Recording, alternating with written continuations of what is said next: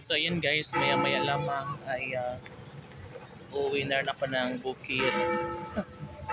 Kasi nga it's already, oh my god, 4:50 na pala in the afternoon. So kailangan na maya maya lamang ay makaalis na ako dito para hindi ako magabihan, no?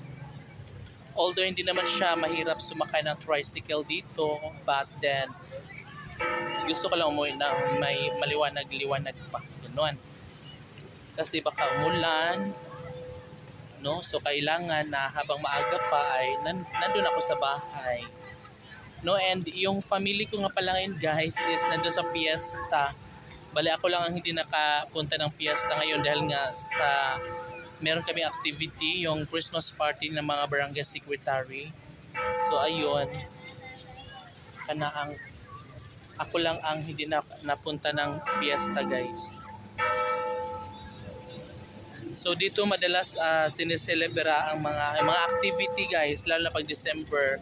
Pero ngayon kasi marami ng mga malawak dito na plaza na kung saan ginaganap po yung mga activity, like merong mga concert, no? Yeah, dati dito yun. Ito yung luma. Tapos ngayon, ayun, marami na pong mga venue para sa event. O diba? So ngayon, ano lang muna ito kanang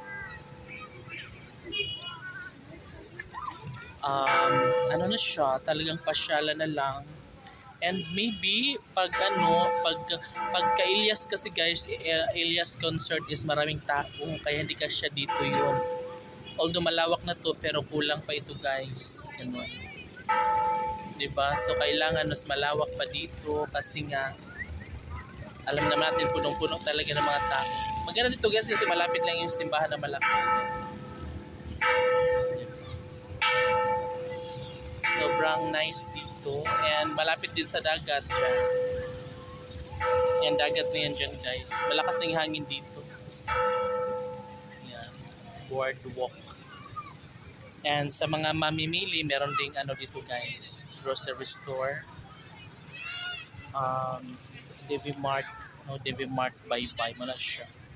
And dito naman, banda is inayos na rin dito banda guys kasi before masyadong ano dito parang pumapasok yung tubig or yung dagat dahil nga sobrang mababa. Ngayon meron na siyang tinaas na yung level niya. Tinaas na yung mga ano tawag niyan. Yung may ganyan na ba? May mga harang na. Kaya hindi na basta-basta makakapasok yung talsik or yung balod ng dagat. So maganda to guys kasi before kasi yung tubig dito guys is hanggang dito yata. Tapos inayos, nagiging ganito na siya. Di ba, bongga na. So ganito na siya kalawak ngayon, no? Guys, uwi na ako ng bukid. Bye bye, see you tomorrow.